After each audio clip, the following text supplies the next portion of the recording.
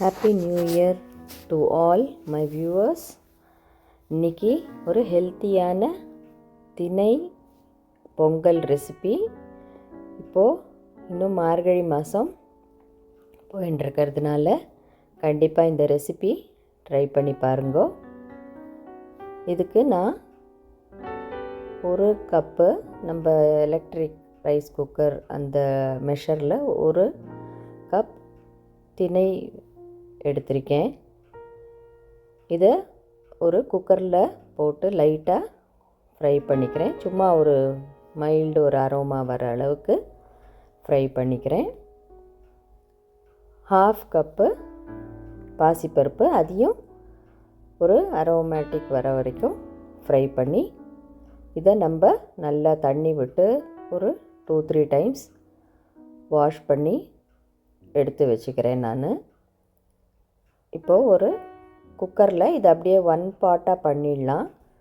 1 teaspoon நெய் சேர்த்து கொஞ்சம் முந்திரி பருப்பு ஆட் பண்ணிக்கிறேன்.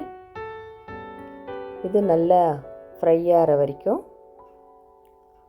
விட்டுட்டு இதை தனியாக ஃபஸ்ட்டு எடுத்து வச்சுட்டுடலாம். கடைசியாக ஆட் பண்ணால் நல்லா க்ரன்ச்சியாக இருக்கும். இப்போது அதே குக்கரில் 1 டேபிள் ஸ்பூன் எண்ணெய், இன்னும் 2 டேபிள் ஸ்பூன் நெய் விட்டு சின்ன சின்னதாக நறுக்கின இஞ்சி ஃபஸ்ட்டு சேர்த்துக்கிறேன். அப்புறம் மிளகு, ஜீரகம் பொடி பண்ணி வச்சது ஒரு ஸ்பூன் கிட்ட அதையும் சேர்த்துக்கிறேன். உங்கள் காரத்துக்கு ஏற்ற மாதிரி அதை சேர்த்துக்கோங்க.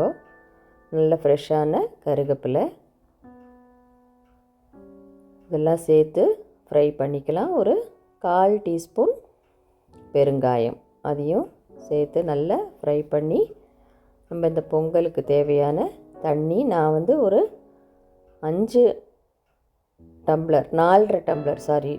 டம்ளர் தண்ணி ஆட் பண்ணிவிட்டு ஒரு 1/2 டம்ளர் பால் சேர்த்துக்கிறேன்.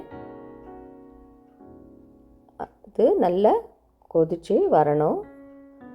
இந்த பொங்கலுக்கு தேவையான உப்பு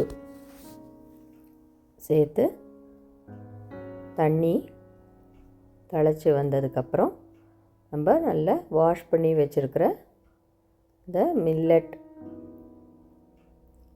பயத்தம்பருப்பு அதை சேர்த்து இந்த மாதிரி ஸ்பூன் ஒன்று போட்டு குக்கரை மூடி வைக்கிறேன். இது மேலே ஸ்ப்ளாஷ் ஆகி லிட்டெல்லாம் இதாகாமல் இருக்கும். இப்போ இதை க்ளோஸ் பண்ணி 3 விசில் விட்டாக்க சூப்பரான திணை வச்சு ஒரு ஹெல்த்தியான மில்லட் பொங்கல் ரெடி. கண்டிப்பாக இந்த மார்கழி மாதம் ட்ரை பண்ணி பாருங்கோ. கமெண்ட் பண்ணுங்கோ. சேனல் சப்ஸ்கிரைப் பண்ணுங்கோ. தேங்க்யூ.